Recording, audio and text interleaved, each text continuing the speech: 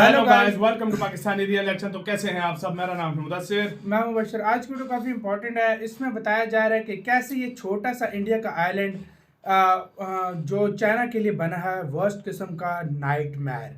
मतलब चाइना को इसके बुरे सपने आते हैं, क्योंकि इंडिया का ये एक छोटा सा आइलैंड ने पूरे चाइना के नाक में दम करके रखा हुआ है। कौन सा वो आइलैंड है, क्या सीन है, गेट सेट फ्लाई फैक्ट आराम से समझाएंगे, देखते हैं हमें भी, ताकि पता लगे वो कौन सा आइलैंड है। एक आइलैंड तो काउंट करते हैं 3 2 1 एंड स्टार्ट। हेलो फ्रेंड्स, मैं हूं गौरव और साल 2016 में एक चाइनीज एम्बेसडर ने अंडमान को लेकर बहुत ही स्लाइली एक धमकी दी कि आने वाले समय में कोई अंडमान एंड निकोबार आइलैंड्स की ओनरशिप को नुकसान पहुंचा सकता है। इस स्टेटमेंट के बस कुछ ही साल बाद Chinese spy ship Indian waters में जासूसी करते हुए पकड़े गए। इनफैक्ट इसी साल सितंबर के महीने में एक Chinese spy ship Indian Ocean region में डॉक की गई। ऐसा ही सेम केस 2021 में हम्बनटोटा में भी हुआ था, यानी इंडिया के बहुत करीब, जब चाइना की एक शिप पकड़ी गई थी। और इस बार तो सारी हदें पार हो गई, क्योंकि ये शिप जो पकड़ी गई थी न्यूक्लियर मटेरियल कैरी कर रही थी। आखिर इंडियन ओशन के रीजन के इस छोटे से आर्किपेलेगो अंडमान एंड निकोबार में ऐसा क्या है जिससे चाइना पाने के लिए इतना बेचैन है? वेल फ्रेंड्स, इस आर्किपेलेगो का भारत में शामिल होने का एक लंबा इतिहास रहा है। इनफैक्ट इसी आइलैंड पर भारत की आजादी की दूसरी सबसे बड़ी लड़ाई लड़ी गई, जिसे हमारे इतिहास ने दुर्भाग्यवश आज भुला दिया है। तो अंडमान एंड निकोबार के इतिहास की शुरुआत होती है साल 1050 सीई में, जब चोला डायनेस्टी ने इन आइलैंड्स के ग्रुप को इसकी स्ट्रेटेजिक इंपॉर्टेंस की वजह से इन्वेड किया था। इस इन्वेजन के बाद अंडमान एंड निकोबार पहली बार इंडिया में शामिल हुआ, जिसके बाद मेडिवल एरा से इस आइलैंड पर मराठा एम्पायर ने राज किया। लेकिन साल 1789 में मराठास को हराकर ब्रिटिशर्स ने इस आर्किपेलेगो को अपने कब्जे में ले लिया और यहाँ एक पीनल कॉलोनी यानी काला पानी जेल को एस्टैब्लिश कर। इस जेल को बनाने के पीछे ब्रिटिशर्स का एक काफी स्ट्रेटेजिक एजेंडा था। इसे बनाने के लिए उन्होंने आसपास के जंगलों को साफ करना शुरू कर दिया और उन्हें ऐसा करते देख यहाँ के लोकल अंडमानीज ट्राइब्स ने इसका खूब विरोध किया, जिसके बाद ब्रिटिशर्स और ट्राइब्स में छोटी मोटी मुठभेड़ शुरू हो गई। लेकिन फिर भी ब्रिटिशर्स रुकने को तैयार नहीं थे और इसीलिए साल 1859 में ट्राइब्स ने ब्रिटिशर्स को आइलैंड से बाहर खदेड़ने के लिए जंग की पूरी तैयारी कर ली थी।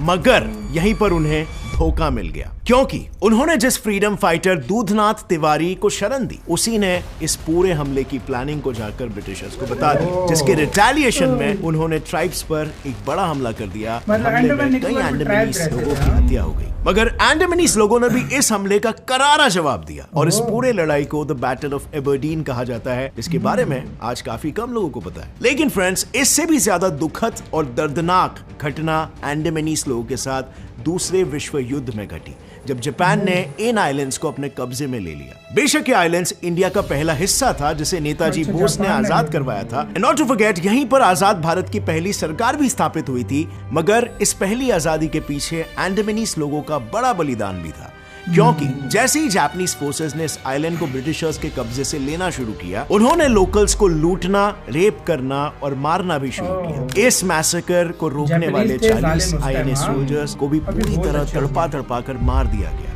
इस पूरे अंडमान मैसेकर को होमफ्रेगेंज मैसेकर कहा जाने लगा, जिसमें लगभग 2000 इंडियंस को जापानियों ने बुरी तरीके से मारा। इस हादसे के बाद बस 2 ही सालों में ब्रिटिशर्स ने आइलैंड को वापस ले लिया। लेकिन साल 1946 में, जैसे आप लोगों को पता है, इंडिया को आजादी मिलने की घोषणा हो गई। अब ये घोषणा होते ही इस इतने स्ट्रेटेजिक आइलैंड को लेकर ब्रिटेन, इंडिया और पाकिस्तान के बीच टग ऑफ वॉर छिड़ गया। ब्रिटेन चाहता था कि आइलैंड उनके साथ रहे, क्योंकि वो इसकी स्ट्रेटेजिक इंपॉर्टेंस को समझते थे। उनके डिफेंस मिनिस्टर ने भी ऐसी ही डिमांड रखी, जिस पर एक्ट करते हुए वाइसरॉय माउंटबैटन ने तो नेहरू से अंडमान एंड निकोबार को लीज पर मांग लिया, जिसे नेहरू ने मना कर दिया। नेहरू के मना करते ही उन्होंने इस आर्किपेलेगो को इंडिया में शामिल होने की डिमांड को सपोर्ट किया। और वहीं दूसरी तरफ पाकिस्तान ने इन आइलैंड्स को ईस्ट पाकिस्तान के नजदीक होने के बेसिस पर अपना क्लेम किया, बट नेहरू ने इसे काउंटर करते हुए ये कहा कि इन आइलैंड्स पर पूरी पॉपुलेशन नॉन मुस्लिम है और इसीलिए वो इंडिया का ही पार्ट होगा। अब इस क्लेम को लेकर पाकिस्तान ब्रिटिश पीएम चर्चिल के पास भी गया, जिन्होंने पाकिस्तान को सपोर्ट भी किया। लेकिन इंडो बर्मा कमेटी, जिसे इन आइलैंड के बंटवारे की जिम्मेदारी मिली थी, उन्होंने वाइसरॉय की बात को कंसिडर करते हुए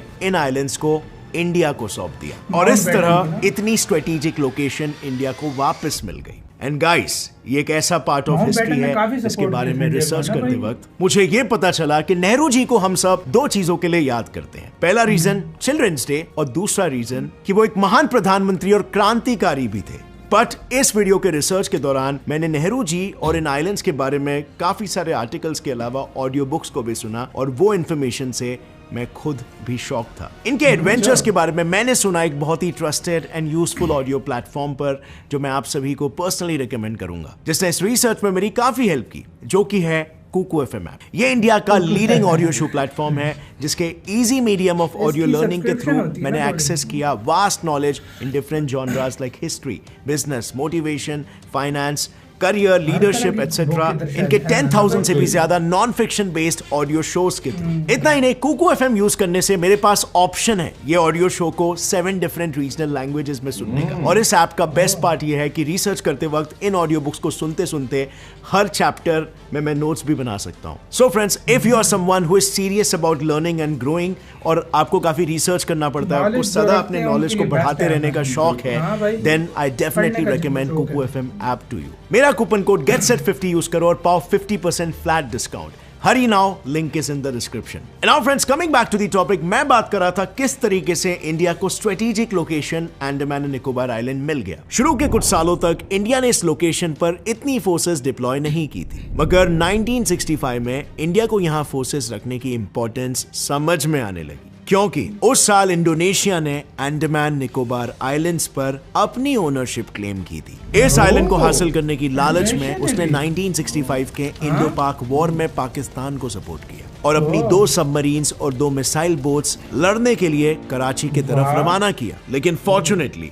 तब तक वॉर खत्म हो चुका था। सो अब तक फ्रेंड्स आप ये समझ गए हो कि इतने सारे पावर्स हमेशा से अंडमान निकोबार आइलैंड्स की लालच में रहे हैं। लेकिन अब आता है इंपॉर्टेंट सवाल, आखिर अंडमान एंड निकोबार जैसे रिमोट आइलैंड्स में ऐसी क्या खासियत है कि सभी लोग इसके पीछे पड़े हुए हैं? वेल, डोंट वरी, मैं आपको वाकिफ कराता हूँ इसके इंपॉर्टेंस से। अब ये देखो, इंडोनेशिया और मलेशिया के बीच एक नैरो सा स्ट्रिप ऑफ वाटर है। ये है Malacca strait. Apparently Malacca strait China के लिए बहुत ही महत्व रखता है, क्योंकि ईस्ट एशिया और मिडिल ईस्ट के बीच सबसे shortest route strait of Malacca से ही होके गुजरता है। एंड चाइना का major chunk of oil supply Middle East और अफ्रीकन रीजन से ही आता है। यानी सिंपली कहे तो चाइना के 80% ऑयल इंपोर्ट्स मलाक्का स्ट्रेट के थ्रू आते हैं एंड चाइना का 60% ट्रेड भी इसी रूट से आता जाता है। यानी सिंपल शब्दों में कहूँ तो चाइना की एनर्जी सिक्योरिटी, इनफैक्ट चाइना की पूरी इकोनॉमी ही इस रूट पर ओवर डिपेंडेंट है। लेकिन अब जरा ये देखो, मलाक्का स्ट्रेट के एंट्री पॉइंट पर ही बैठा हुआ है Andaman and Nicobar islands. India ANI के थ्रू इजीली मलाक्का से आते जाते ट्रैफिक को मॉनिटर कर सकता है और वॉर के सिचुएशन में चाइना के आते जाते शिप्स को एंट्री एग्जिट देने से ब्लॉक भी कर सकता है। So now you can imagine the geo strategic power India holds over China here. Well, ऐसा कहते हैं कि जब इंडियन और चाइनीज सोल्जर्स गलवान में लड़ रहे थे, तब यहाँ अंडमान में नेवी हाई अलर्ट पर थी। सो अगर और एस्केलेशन होता तो इंडिया इस तरफ से मलाक्का को ब्लॉक करने के लिए रेडी बैठा था। हालांकि इंडिया ने ऐसा कभी किया नहीं है अब तक, बट हम इस पावर का कभी भी यूज कर सकते हैं अगर सर के ऊपर से पानी जाने लगे। इंडिया के एक टॉप मिलिट्री ऑफिशियल ने एक बार ये कहा है कि इंडिया चाइना के बीच अगली कॉन्फ्लिक्ट बे ऑफ बंगाल में ही होगी। Economic importance. इकोनॉमिक। अब फ्रेंड्स, यूएस नेवी के एडमायरल ने यह प्रेडिक्ट किया है, जो भी इंडियन ओशन को कंट्रोल करेगा वो एशिया को डोमिनेट कर पाएगा। ANI की वजह से इंडिया ही इंडियन ओशन का डोमिनेंट फोर्स बन रहा है। फॉर एग्जांपल, इंडिया की एक्ट ईस्ट पॉलिसी को ही देख लो, जिसका एम है ईस्ट के साथ इकोनॉमिक कोऑपरेशन को बढ़ाना। ANI ईस्ट एशिया और सी नेशंस के बीच एक कनेक्टिंग लिंक है। डोमेस्टिकली भी देखे तो ANI लैंड एरिया वाइज भले ही इंडिया का सिर्फ 0.2% है, लेकिन इंडिया के एक्सक्लूसिव इकोनॉमिक जोन का 30% कंप्राइज करता है। And let's not forget ANI का फ्लोरा एंड फौना, जो उसे सबसे यूनिक बनाता है। एक्चुअली 86% ऑफ ANI तो रेन फॉरेस्ट ही है, नेचुरल वेल्थ से भरपूर। अंडमान एक टॉप टूरिस्ट डेस्टिनेशन है, तो जाहिर सी बात है ये देश की इकोनॉमी के लिए भी बहुत इंपॉर्टेंट है। China's desperate action. India Indian ocean में अपना इन्फ्लुएंस बढ़ाते जा रहा है, तो जाहिर सी बात है चाइना भी हाथ पैर मारने की कोशिश करेगा ही। इंडियन वाटर्स में इलीगली एंटर करने के अलावा चाइना ने खास इंडिया को टारगेट करते हुए एक स्ट्रिंग ऑफ पर्ल स्ट्रेटेजी निकाली है। बेसिकली चाइना ने इन सब जगहों पर अपने सबमरीन बेसिस बना लिए, जो इंडिया पर मानो जैसे मोतियों का हार लटका हुआ हो ऐसा लगता है। और तो नवंबर 2022 में चाइना ने इंडियन ओशन रीजन के कंट्रीज की खास मीटिंग बुलाई। It included 19 countries all the way from Australia to African nations, but Indian Ocean region की मीटिंग में इंडिया को ही नहीं बुलाया। So insecure, right? But it doesn't stop there. China IOR को अपने इन्फ्लुएंस में लाने के लिए आईओआर कंट्रीज के इंटरनल पॉलिटिक्स में भी घुसता है और वहां भी एक प्रो चाइना सेंटिमेंट लाने की कोशिश करता है। और अगर ये सभी शेडी टैक्टिक्स यूज करके भी काम नहीं बन रहा, तो चाइना की इनफेमस डेट ट्रैप स्ट्रैटेजी काम पे लग जाती है। लेकिन इंडिया को अच्छी तरीके से पता है कि अंडमान उसका एस कार्ड है, और इसीलिए हम अंडमान के डिफेंस कैपेबिलिटीज को बढ़ाने में जुट गए। रिसेंटली ट्राई सर्विस यानी आर्मी, नेवी और एयरफोर्स ने मिलकर ANI में मेगा एक्सरसाइज किया। एंड माइंड यू, ये पहली बार था जब इंडिया में मिलिट्री के तीनों विंग्स ने एक साथ मिलकर ड्रिल्स किए। And quite interestingly, Andaman and Nicobar के गवर्नर डिफेंस बैकग्राउंड के। And let me also tell you, union territories में गवर्नर्स के पास बहुत ही एक्सेप्शनल पावर होती है, और उसके ऊपर एक डिफेंस बैकग्राउंड के व्यक्ति को रखना क्लियरली शोज कि अंडमान के लिए सरकार की प्रायोरिटीज क्या है। प्लस इंडिया क्वाड अलायंस का भी हिस्सा है, जिनका मकसद ही है इंडियन ओशन में चाइना को काउंटर करना। और अब तो चाइना के स्नीकी सबमरीन्स को काउंटर करने के लिए क्वाड का special sound surveillance system India की मदद करेगा।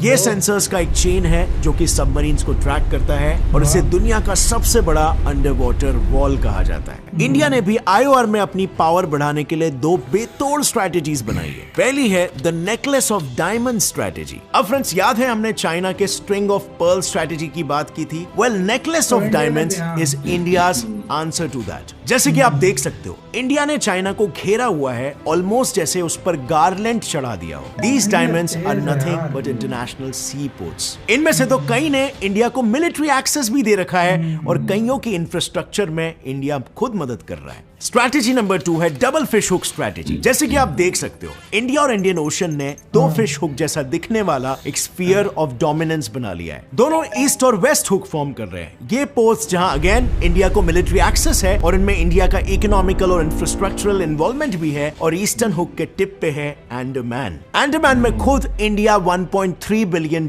में एक डीप वाटर पोर्ट बनवा रहा है, जो कि हम्बनटोटा और सिंगापुर के पोर्ट से भी ज्यादा मैसिव होगा। इन दो स्ट्रैटेजीज के साथ इंडिया ने तो हमारे मैरीटाइम बॉर्डर्स को सिक्योर करके रखा है, लेकिन छोटे आईओआर कंट्रीज ऐसा डिटरेंस नहीं दे पाते हैं, जैसे कि ताइवान, जिसकी मैरीटाइम बॉर्डर्स को अटैक करके चाइना ने रिसेंटली थ्रेटन किया था। और ये इशू काफी सीरियस एस्केलेट हुआ था, और ऐसा क्यों हुआ था इसके बारे में हमने पूरा डिटेल में एक वीडियो भी बनाया, जिसे आप यहां पर क्लिक करके देख सकते हो। अब फ्रेंड्स, इस वीडियो से अगर आपको कुछ भी नया सीखने मिला, एक लाइक जरूर ठोकना।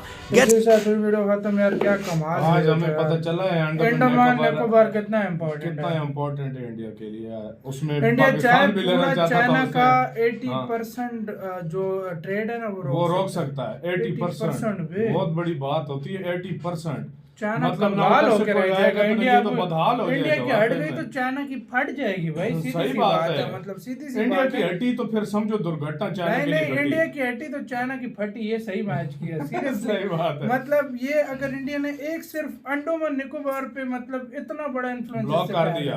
हाँ भाई, स्टेट ऑफ मलाक्का, क्या जिसको स्टेट ऑफ मलाक्का बोलते हैं, उसको तबाह बर्बाद कर देगा चाइना को इंडिया।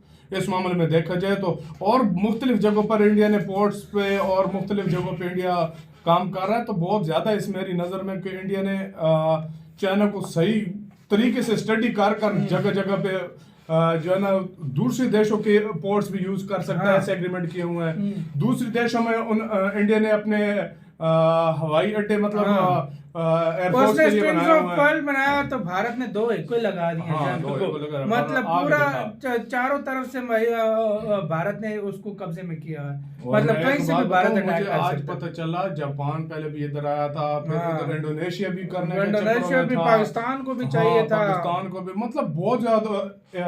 इंग्लैंड भी कहा था हमें लीज पे दे दो। इंडिया बहुत पंगों में फिर जाके इंडिया ने अपने हासिल किया। वाकई में यार बहुत बड़ी बात है। मजा है यार।